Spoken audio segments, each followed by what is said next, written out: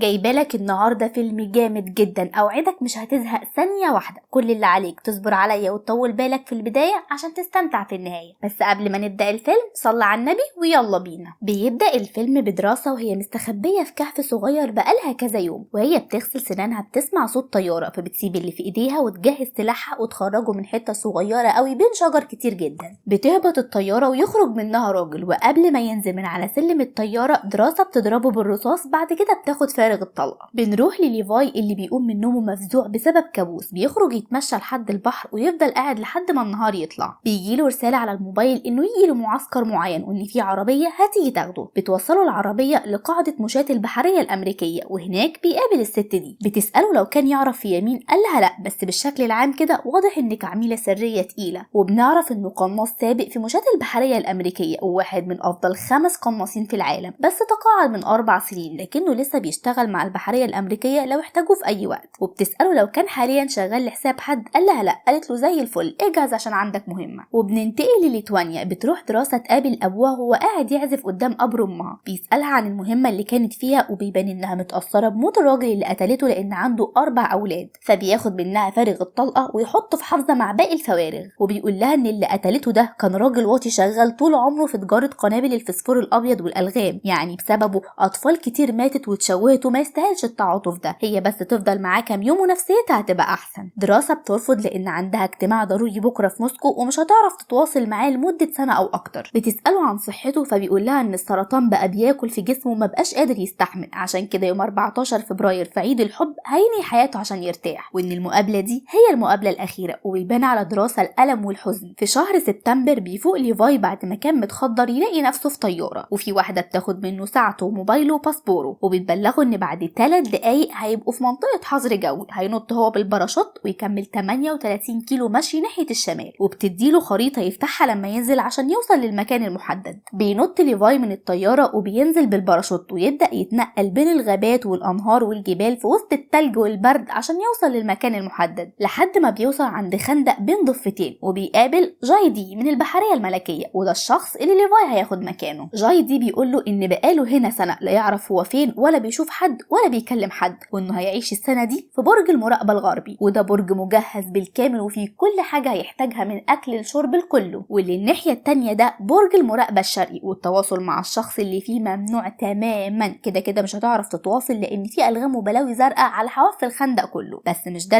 المهم واللي انت جاي عشانه، انك كل يوم هتعمل دوريه على حافه الخندق الغربيه، وهتلاقي ابراج مدفعيه آلية كل 600 متر. هتظبط الذخيره بتاعتها وتشيك على السياج والالغام المتعلقه والمخفيات. وكل شهر هتعمل اختبار لجهاز اللاسلكي المخصص لده وتدي التمام بتاعك. ليفاي بيسأله ايه المخفيات دي؟ قال له ده نوع من الإشارة بيتبعت للقمر الصناعي، ومهمته ان يبعت إشارات مزيفة للقمر الصناعي اللي بيعدي من فوق عشان يخفي الخندق عن الأقمار اللي بتحاول تتجسس عليه، وان مفيش أي تواصل مع العالم الخارجي، مفيش غير جرس إنذار في اللاسلكي اللي هيستعمله كل شهر، وان في سرينات غارات جوية فوق البرج. لو حصل أي عطل في المخفيات دي أو هجوم على الخندق، السرينات دي بتفعل نظام اسمه بروتوكول الكلب الضال. ليفاي بيسأله يعني ايه؟ قال له علمك، بس كل اللي أعرفه انك لو سمعت السرينات دي تهرب بسرعة. واخر حاجة ان المكان ده من اواخر الحرب العالمية التانية وسري جدا، وعشان يحافظوا على سريته كل سنة بيجي مندوب جديد من دولة غربية، والناحية التانية مندوب من دولة شرقية. ليفاي بيقوله انا مش فاهم حاجة، يعني انا مهمتي امنع الناس يدخلوا الخندق؟ قال له لا، مهمتك تمنع اللي في الخندق يخرجوا. انا عارف ان اللي بقوله يبان هري، بس يخلي بالك لانهم بيتسلقوا جدران الخندق، لكن الرشاشات الموجودة في الشمال والجنوب بتقوم بدورها. قال له هما مين دول؟ قال له رجالة الجوف، واللي سماهم الاسم ده واحد من اللي كانوا شغالين مكاننا زمان. وعشان اختصر لك خطورتهم يكفي ان اقول لك ان في الاربعينات بعتوا 3 كتايب مكونين من 2400 جندي بالفرس بتوعهم، بعتوهم جوه الخندق عشان يصفوا رجاله الجوف، وما رجعش منهم ولا واحد. تاني يوم الصبح جايدي بيودع ليفاي وبيمشي. بيوصل عند مكان معين ويدي الاشاره، فبتيجي هليكوبتر ترميله حبل فبيتعلق فيه. الشخص اللي في الطياره بيتاكد من هويه جايدي، بعد كده بيصفيه ويرميه من فوق. بعد شهر، يعني في شهر اكتوبر ليفاي بيخرج عشان يعمل الدورية اليومية بتاعته ويشيك على الأنظمة والألغام ويطمن على حالة المخفيات. بعد كده بيرجع البرج عشان يعمل اختبار اللاسلكي ويدي التمام بتاعه. تاني يوم بيسمع صوت دوشة في البرج الشرقي، بيبص بالمنظار وبتطلع ان الحارس اللي في البرج الشرقي هي دراسة، والدوشة دي صوت المنشار الكهربائي. بعد كده بيهل شهر نوفمبر وبتحتفل دراسة بعيد ميلادها وهي قاعدة وحيدة في البرج، بتطفي الشمع وبتقوم تبص على ليفاي من المنظار، بتلاقيه قاعد سرحان بيكتب في حاجة، فبيجيلها فكرة مجنونة، بتجيب سلاح وتضرب نار في الجو. فليفاي بيقوم يبص من المنظار عشان يشوف فيه ايه، بيلاقيها كاتبه ورقة كبيرة بتسأله عن اسمه، بيرد عليها بالكتابة ان ممنوع انهم يتواصلوا مع بعض، بس الكلام ده ما بيعجبش دراسة وبتقوله على اسمها وان النهارده عيد ميلادها وهتعمل اللي يعجبها. فليفاي قلبه بيحن لان البت قمر وبيكتب لها اسمه وبيشربوا كاسين بمناسبة عيد ميلادها. بعد كده دراسة بتشغل مزيكا وترقص وبيفضلوا يتكلموا سوا بالكتابة والكلام رايح جاي ما بينهم عادي، وبيتحدوا بعض في الرماية ومين اشطر وكده. مرة واحدة تعبيرات وش دراسة بتتغير وبتفصل المزيكا وبتشاور لليفاي يبص لتحت. بيبصوا هما الاتنين لتحت وبيلاحظوا ان في كائنات مرعبة بتحاول تتسلق جدران الخندق. فليفاي بيطلع السلاح ويضرب عليهم نار، فالالغام المتعلقة بتبدأ تنفجر. دراسة لما بتشوف المنظر بتطلع المتعدد وتبدأ تضرب هي كمان على الكائنات دي، وبيبقى عددهم كبير جدا وشكلهم مرعب وبيتسلقوا على الجانبين، بس ليفاي ودراسة بيسيطروا على الموقف. بتحس دراسة ان الوضع هدي شوية، لكنها بتتفاجئ بكائن منهم قدر يوصل للبرج بتاعها وبيبقى شكله مرعب جدا، فبتضربه بالنار بسرعة، ولما ما بيقعش بتضربه برجلها توقعه من فوق البرج. وبيبقى في كائنات تانية بتحاول تتسلق البرج، بس ليفاي لما بيشوف اللي بيحصل بيضرب عليهم نار، فبيقع واحد من الكائنات دي على لغم، فاللغم بينفجر وبتطير شظي على دراسة وتقع على الأرض. وليفاي بيطلع المتعدد ويضرب على بقية الكائنات دي واللي بيكون عددهم مهول، فدراسة بتتحامل على نفسها وتقوم تضرب بالمتعدد قصاد ليفاي لأن العدد بيبقى مرعب وبيبقوا قريبين جدا من الأبراج بتاعتهم. ساعتها الرشاشات اللي على جدران الخندق بتلقط الكائنات دي وبتبدأ تضرب بشكل عشوائي عليهم لحد ما الوضع يهدى خالص. وبيطلع النهار وليفاي قاعد قدام سلاحه بيراقب البرج بتاع دراسة لحد ما هي تعالج جرحها. بعد كده بتقوله ان ده احسن عيد ميلاد هي قضته. بيزرع ليفاي الغام بدل اللي انفجرت في معركة بالليل، ودراسة بتبقى مغطياه بسلاحها عشان ما يحصلوش حاجة. ومرة واحدة بيلاحظ ان في درون خارج من الخندق وبيستغرب جدا، بس قبل ما الرشاشات تلقطه بيطير بعيد بسرعة. وبيفوت شهر كمان وبنوصل لديسمبر والامور بتبقى ماشية على طبيعتها عند ليفاي ودراسة، وبتلاقيه عامل لها شجرة كريسمس وبيهنيها. وبتفوت الايام وهم بيتشاركوا كل حاجة سوا بس عن بعد، بيلعبوا شطرنج شوية ويعزفوا سوا شوية ويعملوا المهام بتاعتهم وهم بيراقبوا بعض بالمنظار. وبتفوت الشهور على الوضع ده لحد ما بنوصل لشهر فبراير تحديدا يوم عيد الحب. بيلف ليفاي عشان يعمل دوريته اليومية، بس بيلاحظ اختفاء دراسة فبيقلق عليها. لحد بالليل بيشوفها بالمنظار وهي مولعة شمعة ومنهارة في العياط، فبيسألها فيه ايه وانه ما شافهاش النهارده في الدورية، فبتقوله انه كان يوم صعب جدا وكانت بتتمنى انه يبقى معاها. فبيفضل يفكر في كلامها وبيقرر ليفاي انه لازم يبقى معاها، وبيبدأ يجهز باستخدام معداته الطريقة اللي هيعبر بيها الخندق للبرج الشرقي عشان يقابل دراسة. بيضرب قذيفة RPG على الناحية التانية وبيبقى رابط حبل فيها. بتنزل دراسة جري من البرج وتربط الحبل ده في شجرة وتثبته كويس. ليفاي بيعزم نفسه على العشاء عندها وبيحلق دقنه ويجهز وياخد لها ورد معاه. بيعلق نفسه بخطاف على الحبل الممدود بين الناحيتين وبينطلق بأقصى سرعة، بس لأن الحبل ما كانش مشدود كفاية بيقف في النص وبيضطر يكمل الطريق على الحبل باستخدام ايده. بيوصل يلاقي دراسة مستنياه وبتقوله انها مجهزة له العشاء وهو بيديها الورد. بيقعدوا يتعشوا سوا ويتكلموا شوية عن الخندق وشغلهم كقناصين وكده. بعد كده بيشغلوا اغاني وبيرقصوا مع بعض ويسهروا سوا طول الليل. والصبح ليفاي بيودع دراسة عشان يرجع البرج بتاعه، بس وهو في الطريق بيبقى في كائنات اتسللت ناحية البرج بتاعه فبينفجر فيهم اللغم، وده بيتسبب في قطع الحبل وبيقع ليفاي في الخندق. دراسة بتترعب عليه وبتجري تجيب شوية معدات وتنط وراه عشان تحاول تنقذه. بتهبط بالباراشوت وتقع في نهر، ساعتها الباراشوت بتاعها بيشبك في صخرة فبتقطعه عشان تعرف تكمل، وبيقع منها حاجة في النهر من غير ما تاخد بالها. ولأن التيار بيبقى شديد جدا في النهر فبيجرها بعيد، بس بتلاقي جذع شجرة بتمسك فيه عشان تقدر تخرج من النهر. بيبقى ليفاي متعلق على شجرة وهو فاقد الوعي، وبيفوق يلاقي بيلاقي كائن بيحاول يهجم عليه، فبيضرب عليه نار وبيقع من على الشجرة. ودراسة بتسمع صوت ضرب النار ده، بيقع ليفاي تحت الشجرة على مادة لزجة بتخليه مش عارف يتحرك، وبيطلع من الشجرة مخالب عملاقة مرعبة بتبتلع ليفاي تدريجي. بس دراسة بتنقذه على آخر لحظة وتضرب نار، بعد كده بتسلكه من المادة اللزجة دي، وبيبقى مبسوط انها عملت كل ده وجت عشان تنقذه. بيقول لها فرحيني بقى وقولي لي انك جبتي حبل تسلق آلي. قالت له ما تقلقش معايا. قال لها خلاص احنا نروح ناحية الجدار الشرقي وندور على بواقي الحبل اللي اتقطع. المكان اللي بيبقوا ماشيين فيه بيبقى مقبض جدا والجو كله مغيم وغريب. مرة واحدة بيلاقوا جنود على حصنة شكلهم غريب جدا ومرعب بيهاجموهم وبيحاولوا يخلصوا عليهم، لكن دراسة وليفاي بيقدروا يتعاملوا مع الكائنات دي ويتغلبوا عليهم وعلى الفرس بتوعهم. وبتكتشف دراسة ان حبل التسلق الآلي وقع منها في النهر وما بيبقوش عارفين هيطلعوا ازاي لان المسافة لفوق 500 متر. ليفاي بياخد باله ان الكائنات الاشبه بالبشر دول لابسين لبس خاص بالجوية الامريكية زمان. دراسة بتقوله ان هي كمان لمحت زي الجوية البريطانية والسوفيتية، وبيفهموا ان دول الثلاث كتايب اللي اتبعتوا في الاربعينات عشان يصفوا رجالة الجوف اللي حكى عنهم جايدين ليفاي. وبيكملوا مشي في المكان المريب ده وبيبقى مليان هياكل بشرية، الناس واضح انها ماتت وهي بتعاني من الألم، والمكان اشبه بالجحيم حرفيا مرعب جدا. وبيلاحظوا ان في اثر زلزال على الارض وبيسمعوا صوت مرعب حواليهم. بيجروا يستخبوا في كنيسة قديمة وبيلاقوا جوه نفس الوضع، هياكل بشرية لناس ميتة على دكك الكنيسة. مرة واحدة بيحسوا بحركة غريبة وبيهجم عليهم من سقف الكنيسة عدد مهول من عناكب عملاقة، وبتجيلهم من كل حتة مش من السقف بس. بيضربوا نار على العناكب العملاقة دي وبيتعاملوا معاها، وفي وسط المعجنة دي بيتفتح باب الكنيسة ويهجم عليهم كائنات من سكان الخندق. والوضع بيبقى صعب جدا لان دراسة وليفاي بيبقوا مش عارفين يفلفصوا منهم، بس في النهاية بيخلصوا منهم. ودراسة بتضرب قذيفة وتعمل فتحة في الحيط عشان يهربوا منها. بيجروا بعيد بس بيبقوا حاسين ان الخطر لسه محاوطهم من كل مكان وانهم مكشوفين، فبيلمحوا جدار الخندق وبيجروا ناحيته. بيلاقوا باب معدني فبيفتحوه ويدخلوا، والمكان جوه ما يختلفش في الرعب عن باقي الخندق، كائنات مرعبة مغطية الحيطان من كل مكان. وبيلاقوا باب تاني فبيدخلوه، والمكان بيبقى اشبه بمعمل كيميائي قديم ومهجور، لكن برضه مليان هياكل بشرية باشكال واوضاع مرعبة. وبيلاقوا مولد احتياطي فبيشغلوه وبيشوفوا فيديو على جهاز عرض قديم، وبيظهر في الفيديو دكتورة بتوثق التاريخ اللي بيبقى في الاربعينات، وبتحكي ان المكان ده سري جدا وتشكل بعد الحرب العالمية التانية. ولما كان روبرت اوبنهايمر بيطور القنبلة الذرية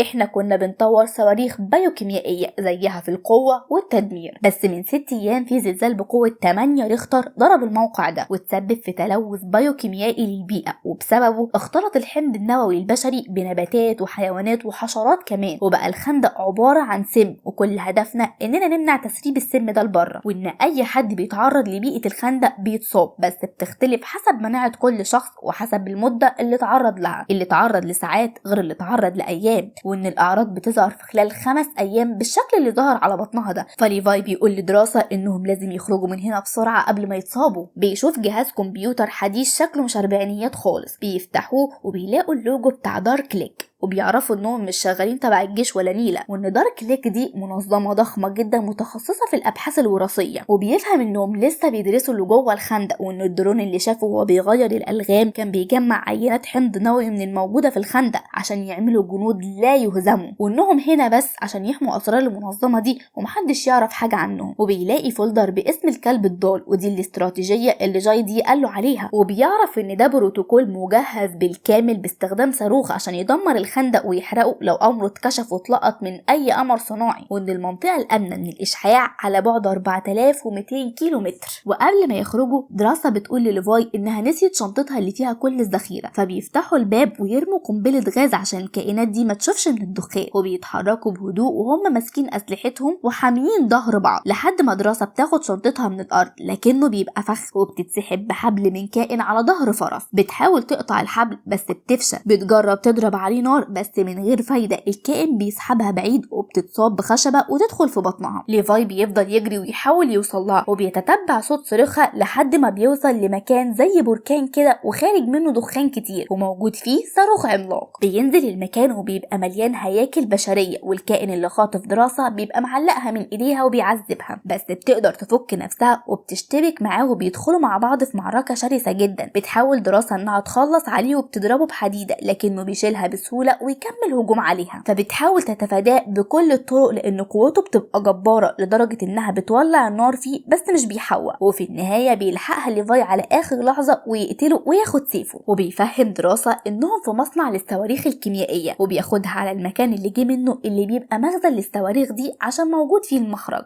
وبيقول لها إن لما حصل الزلزال زمان بدأت الصواريخ دي تسرب، وإن التلوث اللي اتكلمت عنه الدكتورة موجود في الضباب اللي حواليهم. وجوه المخزن بيشوفوا كائن متشعب في كل مكان، والتشعبات دي حية وبتتحرك بشكل مرعب وموتر، والكائن ده بيبقى نايم، فبيتحركوا بشويش وبحذر عشان يوصلوا للمخرج من غير ما الكائن ده يصحى. بس دراسة بالغلط بتدوس على جزء من التشعبات دي فبتتهاجم، وبيحاول الكائن ده يتمكن منها، لكن ليفاي بيجري عليها ويخلصها منه بسكينة، فالكائن بيصحى ويهجم عليهم هما الاتنين ويمسك ليفاي من رجله. فدراسة بتضرب قذيفة RPG تولع في الكائن ده بالتشعبات المرعبة دي، وبيهربوا لبره مخزن الصواريخ وبيخشوا مبنى تاني، وجواه بيلاقوا عربيات جيب قديمة بيحاولوا يشغلوها عشان يستخدموها في تسلق جدران الخندق، وفعلا بيشغلوها وبينطلقوا في وسط الخراب اللي سببوا التسريب الكيميائي ده، وبيبان انها كانت شبه مدينة متكاملة. وبيشوف ليفاي صاروخ الكلب الضال اللي شاف الرسم بتاعه في الكمبيوتر، بيقدروا يوصلوا لطرف الخيط اللي اتقطع من ليفاي، فبيحاول يربطه في العربية، ودراسة بتبقى حامياه وبتقتل في الكائنات اللي بتحاول تهجم عليهم لحد ما الذخيرة بتاعتها بتخلص، فبيبدلوا الاماكن. بتسوق هي العربية وهو بيأمن الوضع، وفعلا بتبدأ تطلع العربية، وواحدة واحدة بيختفي الضباب والجو المقبض ده، بس بيتفاجئوا ان الكائنات المرعبة دي بتتسلق الحبل عشان تحصلهم، وبيبقى عددهم مهول. فبيطلع ليفاي السيف ويقتل فيهم واحد ورا التاني، ودراسة بتساعده في التخلص من الكائنات دي لان العدد بيبقى في الليمون ومش ملاحقين. كائن منهم بيهجم على ليفاي وبيبقى هيقع في الخندق تاني بس بيلحق نفسه، وبيخرم تانك البنزين عشان يولع في الحبل، والنار تمسك في الكائنات دي وينفجر تانك البنزين، وبيقطعوا الحبل وبيكملوا تسلق الجزء البسيط اللي باقي، وبيقدروا ينجوا بسلام. وليفاي بيقول لها ان كل واحد فيهم لازم يتعزل 5 ايام عشان يطمنوا انهم ما اتصابوش، بعد كده يهربوا سوا على فرنسا، بس قبلها لازم يدمروا الخندق بالكامل. وبيسألها على المعدات اللي هنا عشان يقدر يرجع البرج لان ميعاد اختبار اللاسلكي بتاعه بكره. وقبل ما يرجع البرج بيقول لها انه بيحبها. تاني يوم وهو بيعمل اختبار اللاسلكي بترد عليه الست الحربوقه دي وتسأله لو كان نزل الخندق لان سيستم الدرون اللي في الخندق اتفتح. قال لها لا، بس من فتره شفت درون بتاعكم خارج من الخندق واكيد هو اللي فعل السيستم. فبتسأله لو كان لاحظ اي حركه مش مظبوطه من البرج الشرقي لان لو مش هو يبقى اللي في البرج الشرقي. قال لها برضو ما لاحظتش حاجه، فبتديله امر انه يصفي حارس البرج الشرقي. بتقفل معاه وبيبان على الشاشه انه هو ودراسه اتصوروا لما فتحوا الكمبيوتر اللي في الخندق، فبتكلم حد تقول له انهم هيتحركوا بكره لان ليفاي خرج عن طاعهم. تاني يوم الصبح ليفاي ودراسه بيعملوا الدوريه اليوميه بتاعتهم طبيعي، ودراسه بتقول لليفاي ان هي كمان بتحبه، بس بيقطع اللحظه الرومانسيه دي هليكوبتر، وليفاي بيشوف عليها اسم المنظمه وبيقول لدراسه تهرب بسرعه. بيفعلوا ساعات في ايدهم لحساب المسافه ويجروا وسط الغابات. طبعا الست واللي معاها بتوصل ما بتلاقيش حد في البرجين، فبيطلقوا درونز وسط الغابات عشان يحدد موقع الاتنين ويصفيهم. ليفاي ودراسه بيحاولوا يتفادوا الدرونز دي على قد ما يقدروا، لكن ليفاي بيتصاب اصابه خفيفه بس بيقدر يوقع درون، ودراسه كمان بتقدر توقع درون تاني. بيكملوا جري وسط الغابه وهم بيراقبوا المسافه عشان يوصلوا للمنطقه الامنه من الاشعاع، وعند نقطه معينه هما الاتنين بيدمروا الابراج المسؤوله عن المخفيات، وبيكملوا جري ناحيه النقطه الامنه. واول ما كل الابراج بتتدمر طبعا بيتكشف امر الخندق للاقمار الصناعيه وبيتفعل بروتوكول الكلب الضال، وبيستعد الصاروخ للتدمير. المجموعه اللي مع الست